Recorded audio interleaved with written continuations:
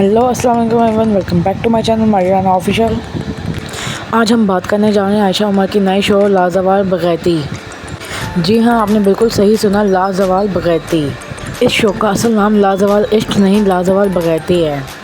एक ऐसा शो जिसमें रोमांस के नाम पे बगैती सो कॉल्ड मॉडर्न कल्चर को प्रमोट किया जा रहा है।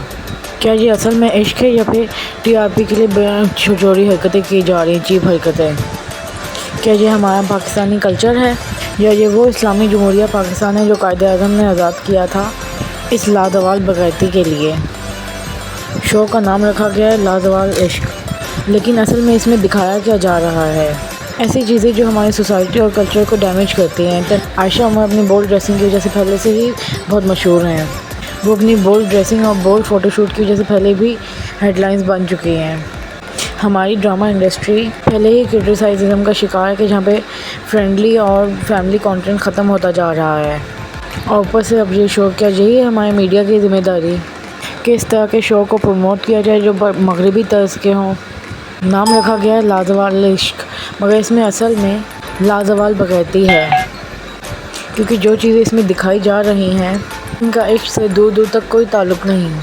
इस शो में 4 मर्द और 4 औरतें होंगी, यानी 4 जवान लड़कियाँ और 4 जवान लड़के, और जो 100 दिन तक एक साथ रहेंगे एक ही घर में।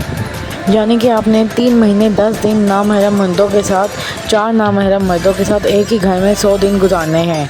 3 महीने 10 दिन 4 नामहरम मर्दों के साथ। पीछे क्या बचा? इस शो में सिर्फ़ और सिर्फ बगैती को प्रमोट किया जा रहा है। ये थी असल कहानी आयशा उमर के नए शो की, नए बगैती शो की। आपका क्या ख्याल है कि इस शो पर नशर होना चाहिए? अपनी राय का कमेंट्स में ज़रूर इज़हार कीजिएगा। और आयशा उमर का ये प्रोग्राम आम टीवी शोज़ वाले जो इसमें ड्रामाज़ वगैरह लगते हैं उन चैनल्स पे नहीं ये नशर किया जाएगा, ये यूट्यूब पर नशर किया जाएगा ये वाला शो। ये हमारी पेमरा को और गवर्नमेंट को चाहिए कि वो इस शो को बैन करें और शो को प्रमोट ना करें। आने वाली यंग जनरेशन के दिमाग ख़राब करने के लिए लिया गया है। इसका सबसे बुरा असर हमारी आने वाली यंग जनरेशन के दिमाग पर ही पड़ेगा। इस शो के ज़रिए पाकिस्तान में लिविंग इन रिलेशनशिप को प्रमोट किया जा रहा है, उसको आम करने की कोशिश की जा रही है इस शो के ज़रिए, कि शादी से पहले लड़का लड़की एक साथ रह सकते हैं, उसमें कोई भी बुरी बात नहीं। एक दूसरे को पसंद आए तो तब वो शादी करें, वरना वो शादी ना करें। जैसे कि बाहर के मुल्कों में होता है, शादी से पहले एक साथ रह सकते हैं, और अगर वो शादी करना चाहे बाहर के मुल्कों में तो शादी भी यूरोप वगैरह के अक्सर ममालिक में लड़का लड़की शादी भी नहीं करते, वो शादी के बगैर ही सारी ज़िंदगी गुजार देते हैं, उनके बच्चे गैर भी हो जाते हैं। तो उनके लिए तो ये आम सी बात है, मगर ये पाकिस्तानी हमारे मज़हब हमारा इस चीज़ की इजाज़त नहीं देता। पाकिस्तान कल्चर के बिल्कुल ख़िलाफ़ है। पाकिस्तान इस्लामी जमहूरिया पाकिस्तान है, तो ये तो इसके बिल्कुल ही बरअक्स है।